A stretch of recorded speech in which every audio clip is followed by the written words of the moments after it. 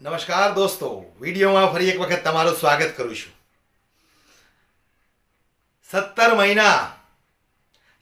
મહિના પછી આજે આમ આદમી પાર્ટીના નેતા મનીષ સિસોદિયાના જામીન મંજૂર થયા છે.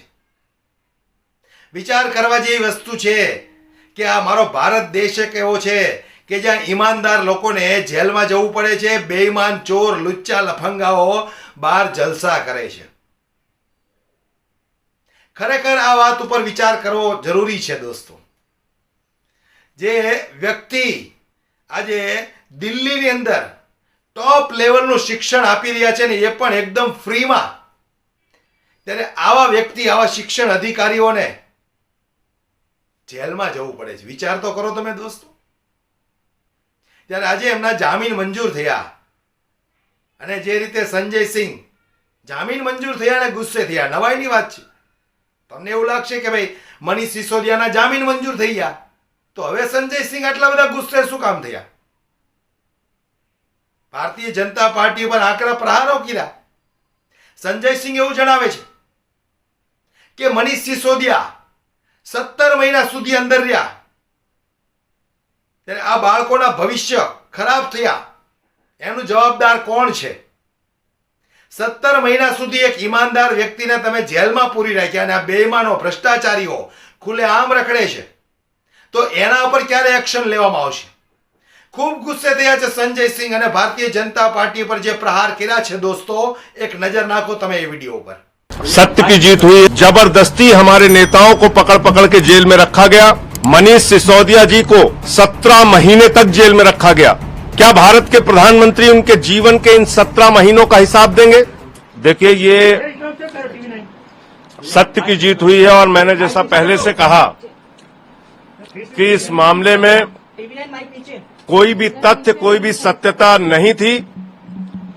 जबरदस्ती हमारे नेताओं को पकड़ पकड़ के जेल में रखा गया. मनीष सिसोदिया जी को 17 महीने तक जेल में रखा गया. क्या भारत के प्रधानमंत्री उनके जीवन के इन 17 महीनों का हिसाब देंगे? क्या भारतीय जनता पार्टी उनके इन जीवन के 17 महीनों का हिसाब देगी? जो शायद दिल्ली के स्कूलों को बनाने में काम आता, बच्चों को अच्छी शिक्षा देने में काम आता, जिंदगी के वो 17 महीने आपने जेल में डालकर बर्बाद किए मनीष सिसोदिया के. माननीय सर्वोच्च न्यायालय का हृदय से आभार है, सर झुका के नमन है कि लंबे इंतजार के बाद न्याय मिला.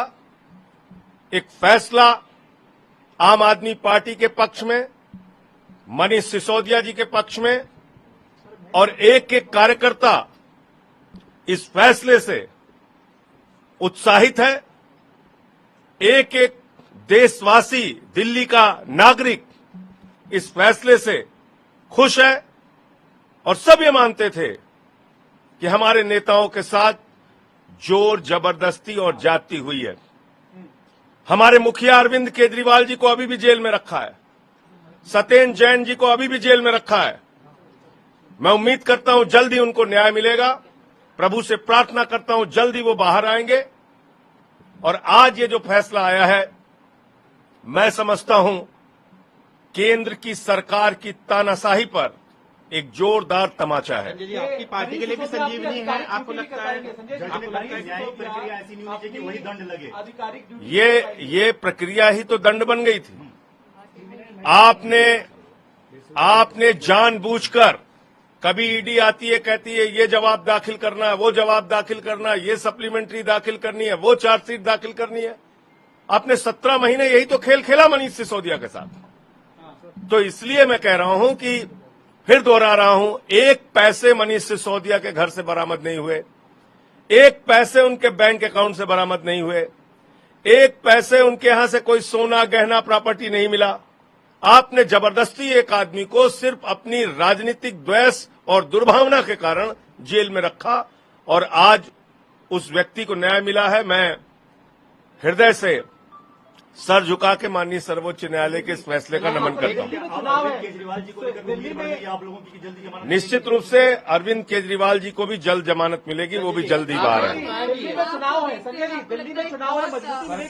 दिल्ली के विधानसभा चुनाव के लिए और हमारे पार्टी के एक एक कार्यकर्ता के लिए बहुत बड़ी खुशखबरी है और इससे निश्चित रूप से हम लोगों को बहुत ताकत मिलेगी और जल्द ही हमारे मुखिया अरविंद केजरीवाल जी और सत्येंद्र जैन जी भी बाहर आएंगे।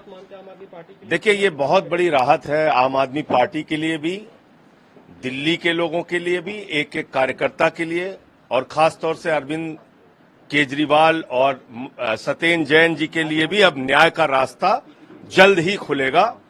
मुझे पूरी उम्मीद है जो 17 महीने मनीष सिसोदिया की जिंदगी के बर्बाद हुए उसका हिसाब क्या देश के प्रधानमंत्री देंगे? जो 17 महीने दिल्ली के बच्चों के बर्बाद हुए, एक योग्य शिक्षा मंत्री के रूप में जो सेवाएं मनीष सिसोदिया दिल्ली के लोगों को दे सकते थे, उसका हिसाब कौन देगा? आज मैं प्रधानमंत्री जी से पूछना चाहता हूं, आपका मकसद, बीजेपी के लोगों का मकसद सिर्फ एक है, विपक्ष के नेताओं को पकड़ पकड़ के जेल में डालो। मनीष सिसोदिया के घर से 1 रुपए बरामद नहीं हुआ था, उनके कोई प्रॉपर्टी नहीं मिली, कोई गहना नहीं मिला, कुछ नहीं मिला, आपने 17 महीने जेल में रखा। और ईडी हमेशा तारीख पे तारीख लेती रही, समय मांगती रही, मामले को टरकाती रही। आज उन सब चीजों पे विराम लगा है और सिसोदिया जी बाहर आएंगे निकलकर। बहुत बड़ी खबर है हम सबके लिए। તો સાચી વાત કરી છે સંજયસિંહે। ઈમાનદાર નેતાઓને આજે જેલમાં જવું પડે છે અને બેઈમાનો ખુલ્લે આમ ફરે છે। જે વ્યક્તિએ દિલ્હીની અંદર સરકારી સ્કૂલોનો નકશો બદલી નાખ્યો, પ્રાઇવેટ સ્કૂલો કરતા પણ સારામાં સારી સ્કૂલો બનાવી અને બાળકોને ફ્રીમાં શિક્ષણ આપે છે અને એ પણ ઉચ્ચ અભ્યાસ, સારામાં સારું વર્ષે રિઝલ્ટ આવે છે। આજે એ નેતા ઉપર, એ શિક્ષણ મંત્રી ઉપર ખોટા આરોપો લગાવીને એને 17 મહિના સુધી જેલમાં રાખ્યા અને જે બાળકોને નુકસાન થયું છે, એમના ભણતરની અંદર જે નુકસાન થયું છે, એનો જવાબદાર કોણ છે? હું તમને પણ પૂછું છું દોસ્તો, મને કોમેન્ટ બોક્સમાં તમારી શું રાય છે એ પણ જણાવજો કે આ વસ્તુ યોગ્ય હતી કે 17 મહિના સુધી ઈમાનદાર મનીષ સિસોદિયાને જેલમાં ગોંધી રાખ્યા અને આજે બેઈમાન ભ્રષ્ટાચારીઓ, બળાત્કારીઓ ખુલ્લે આમ ફરે છે, એમના ઉપર કેમ કોઈ એક્શન નથી લેવાતી? ભારતીય જનતા પાર્ટીમાં છે એટલા માટે? એનો મતલબ તો એમ થાય કે ભારત દેશની અંદર તમે ઈમાનદારી બતાવશો તો તમારે જેલની પાછળ જવું પડશે, બેઈમાની, ભ્રષ્ટાચાર કરશો, જનતાને લૂંટશો તમે, તો તમે જિંદગી આસાનીથી જીવી શકશો અને જલસાવાળી જીવી શકશો। પણ એના માટે પણ જરૂરી છે દોસ્તો ભારતીય જનતા પાર્ટીમાં જોડાવવું પડે। ત્યારે હું પૂછવા માંગુ છું દેશની આ સરકારને, ક્યાં સુધી તમે આટલી તાનાશાહી ચલાવશો? ઈમાનદારીથી કોઈ કામ કરે છે તો એને તમે કામ નથી કરવા દેતા, તમારે નથી કરવું, ચાલો તમારી નિયતમાં ખોટ છે, પણ જે લોકો કરે છે એને તો કરવા દો। જે લોકો સારા કામો કરે છે એને તો કરવા દો, તમે કોઈના ભવિષ્ય સુધરે છે એને તો સુધરવા દો।